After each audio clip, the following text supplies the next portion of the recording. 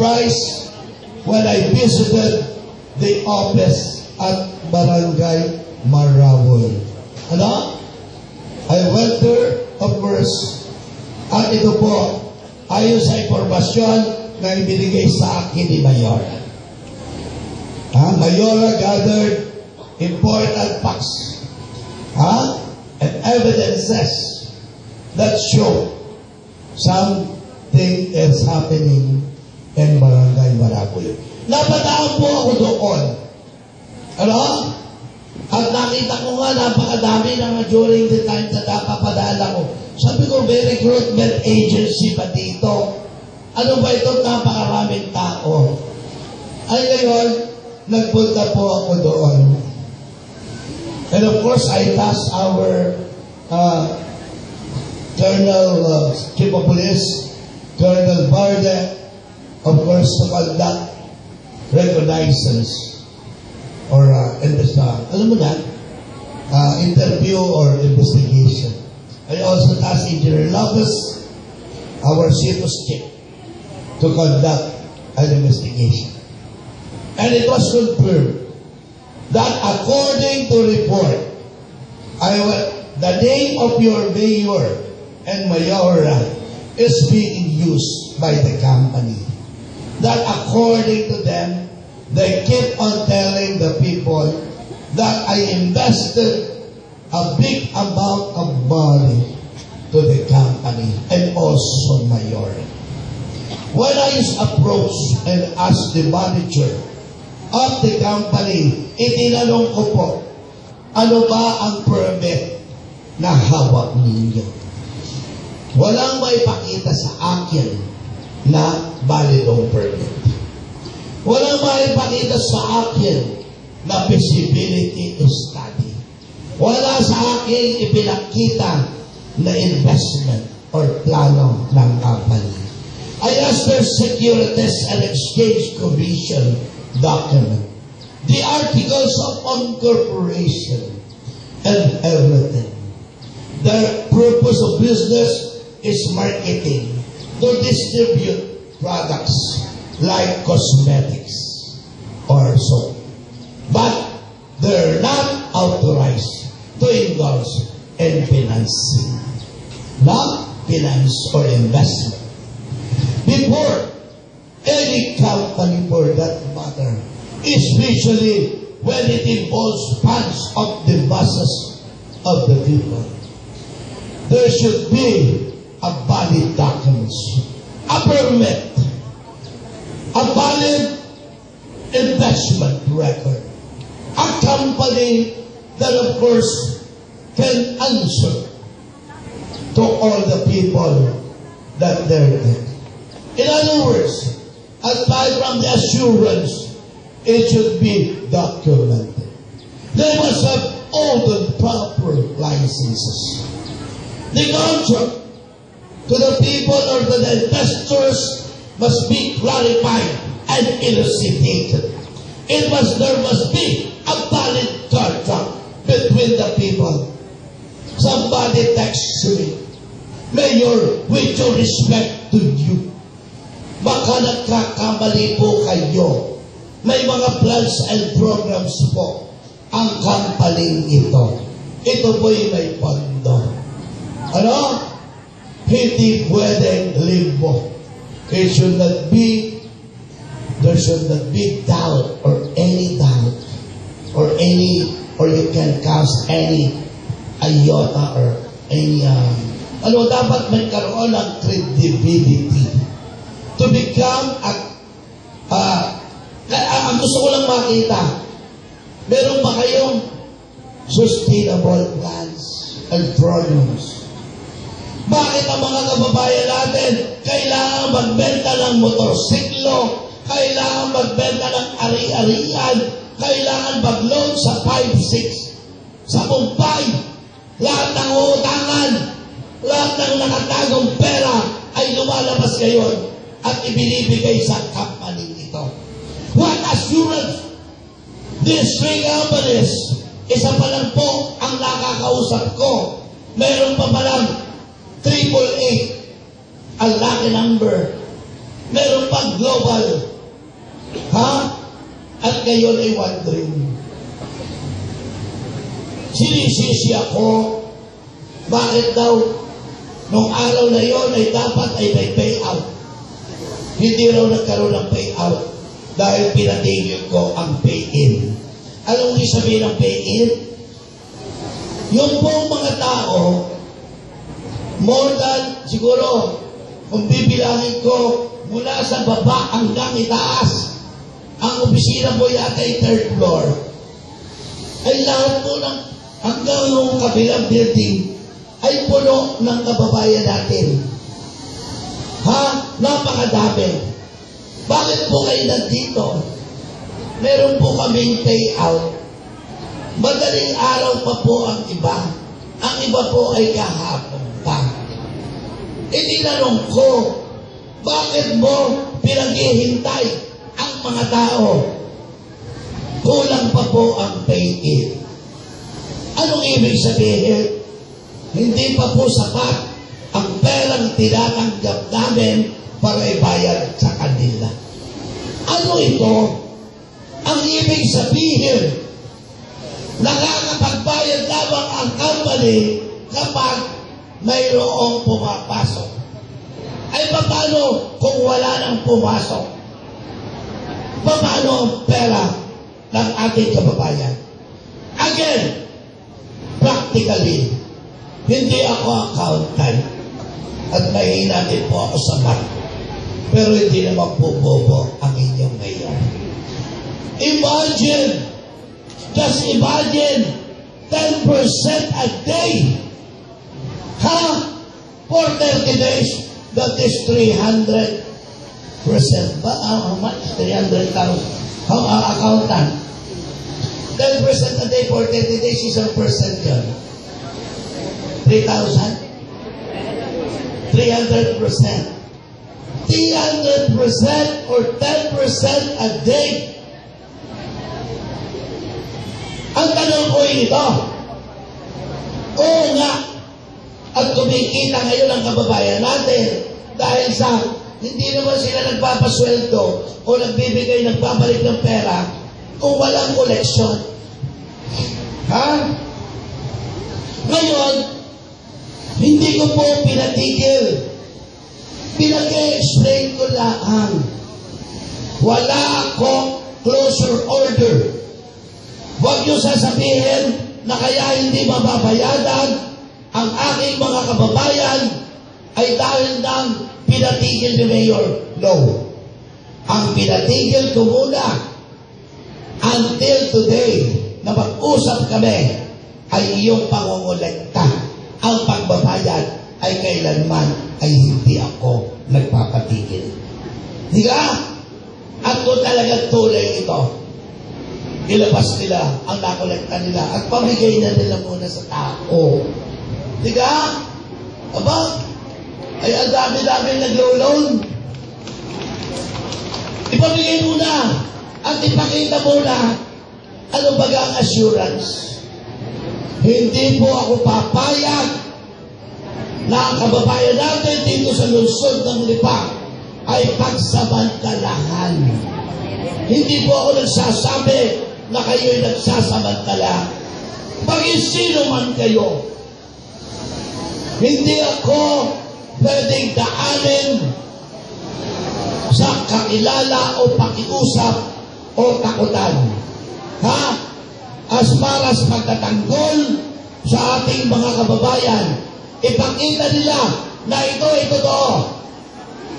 Sila ay tutulungan ko. Ipakita nila na ito ay may katotohanan. Sila ay susuportahan ko. Pero pag nakita ko, niloloko nila at pinagsasamantalaan ang ating mga kababayan, sila ay ikukulong ko ng walang labasan. Diba? Marami po, yan siguro ito, yan dumating na nga. Sus ko po. Dito kayo sa harap, dito. Pumunta kayo dito sa harap. Mga kababayan, hindi kayo. Halika kayo. Dito kayo, dito kayo. Halika kayo, halika kayo. Yan na, yan na, yan na. Halika ko, 10% pa lang ito. Halika kayo, dito kayo. Sarap. Para magkaintindihan tayo, halika kayo. Yan na. Dito nyo, ikinukwento ko pa lang na ito na. Halika kayo.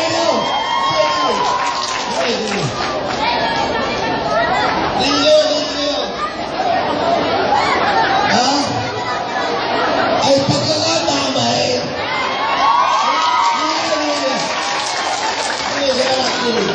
Mainit niya, mainit niya.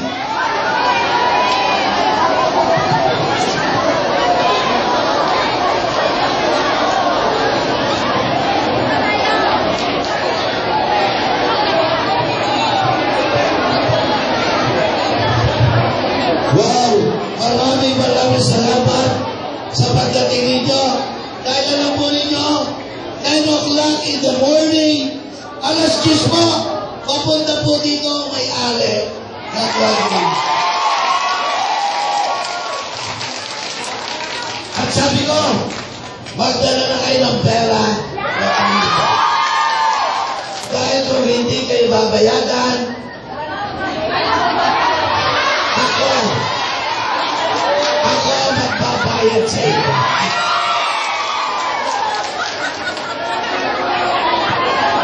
Tawagan mo si Dr. Macalitar.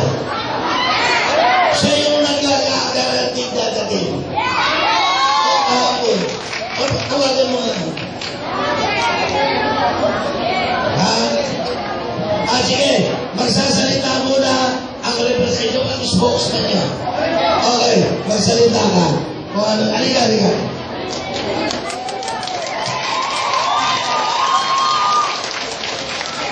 Ikaw ba ang may-ari? Kala ko, ihanda mo na yung process mo. Okay, wala kang kinalaman tayo. Sige. Okay, magsalita ka muna. Good morning po, unang-una kay Mayor at sa mga tao City Hall. Ano po? Kami po ay wala po kami union, wala po kami organisasyon.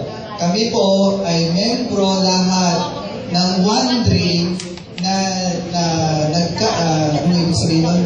Na gusto lamang magkaroon ng umangat ang buhay. Ano po? Wala po kami masasabi sa representative kasi si Sir Arnel po ang overall in-charge sa buong branch ng One Dream. Ako lang po ay nagsasalita hindi dahil sa bilang member, kundi dahil sa kaibigan ko rin po, Sir, yung may-ari. Ano po? Okay. Ako po ay napag-utusan din ng mga tao. Actually, marami pa po kaming tao na nasa opisina. Naroon po sa One Dream. Ay darating pa po kasi meron po kami halos 5,000 members. Meron po tayong 5,000 members dito sa buong Lipa. Lipa pa lang po. Ngayon po, kung mapapansin niyo po, kami po ay nagpupulong-pulong doon kasi gusto po namin, Mayor, na maayos to. Kasi kami po, ang laban po namin ay laban na rin po ng buong Lipa kasi kung mapapansin niyo, halos buong Lipa po. Naalin ko kayo, halos buong Lipa po ay member na. Pumunta kayo sa airbase, lahat po ay member. Pumunta kayo sa Palengke, lahat po ay member. Sino ka po hindi ko member? Sige. Okay. Ngayon, mag-member na po kayo sa amin. Okay. So, ganito po yun. Nagkaroon po kasi ng problema kasi nga daw po, pinoprotektahan ni Mayor ang interes ng Lipeño. Ang One Dream po, pwede po magkwento na Mayor. Okay, ang One Dream po ay nagsimula ng May 25. So, hindi po namin inaakala na dadami. Ano po, ang mga membro. So, umabot na po ng ganito. Ngayon, nagkaroon po kasi ng problema. Ano po, so medyo napatigil. Napatigil po yata, nagpanik po. Nagpanik po ang mga tao. Kasi, these past few weeks or days, ay lagi na lang po may trend ang One Dream na re-raidin ng pulis. Di ba mga members? Okay, re-raidin daw ng pulis. Ngayon po, takot na takot po yung mga tao. Kasi nga po, kahit naman po magbisita lang ang pulis, Mayor, at naka-uniform, nakakatakot din po. Kahit naman po wala na, makipag-usap lang, nakakatakot din po.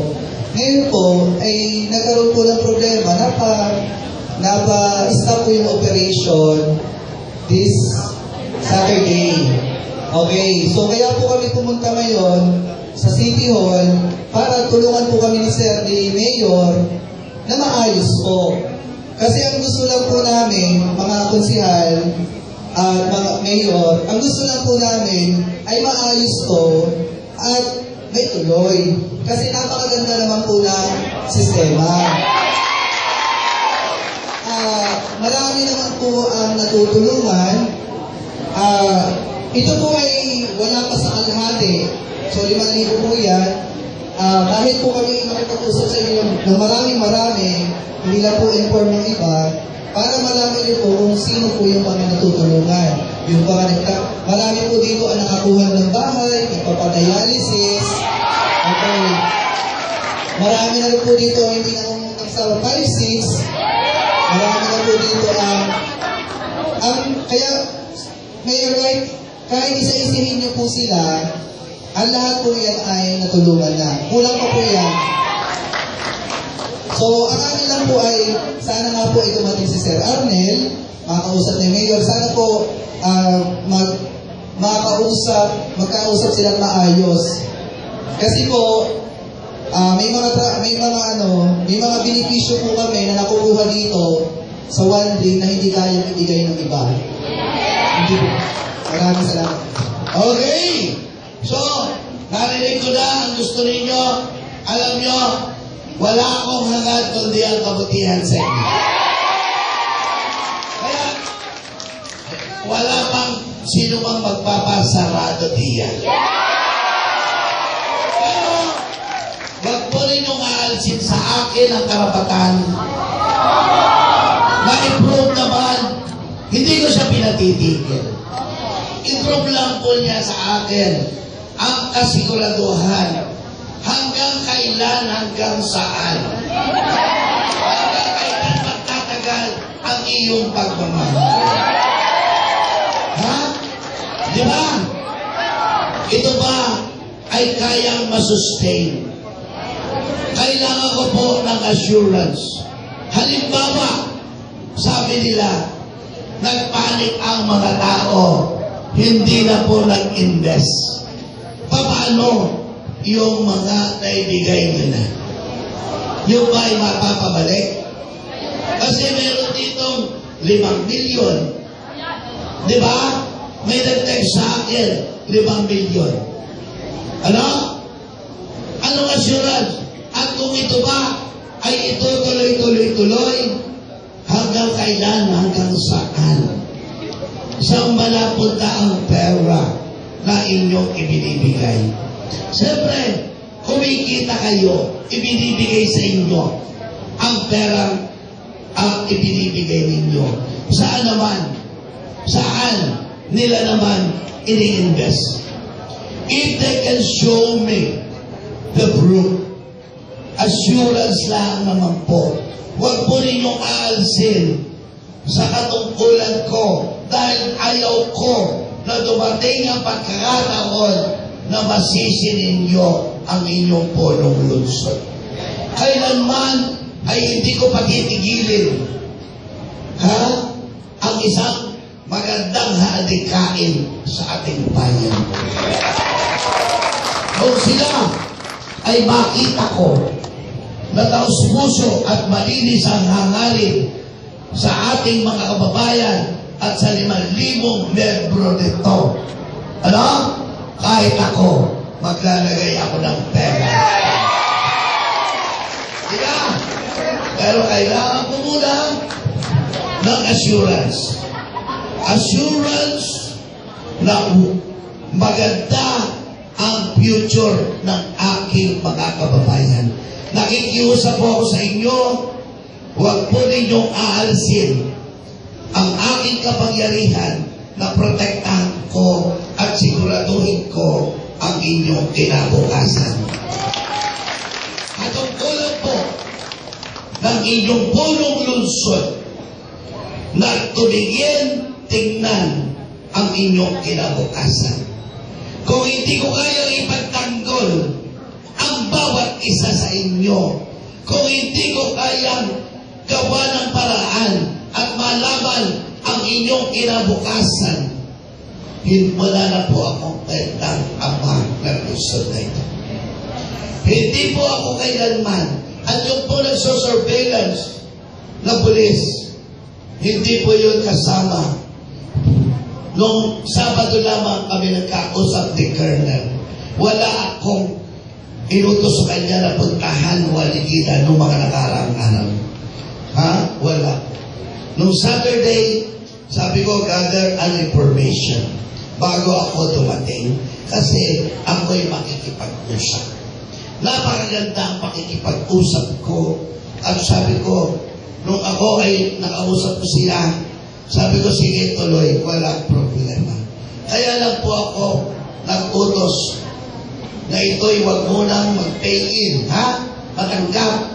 Nung malaman ko po na yung palang mga nakapila ay tatanggap ng pera. At kaya pala, hindi pala ayon sa info, ay kulang pa ang napasok. Ayaw po ko po ng ganito. Hindi pwedeng i-depensa o i-depende doon sa pagpasok ng pera ang perang matatanggap ninyo. No? Okay po yun na ako'y naniniwala na kayo'y lahat ay nakatanggap na. No? Pero sabi na ng kanta, hanggang kailan, hanggang saan, hanggang kailan magtatagal ang aking pagmamahal. Gusto ko lang makita the reassurance to the people of Libay, to the members, na ito ay may kahinatnan ang pera na ibinibigay ninyo. Diga, ang sabi nila, kaya po makatanggap ang bawat isa sa inyo, kailangan marami pang magbigay. Yun o ang i-distribute. Marami pong scam. Atatakas lang ng yung global.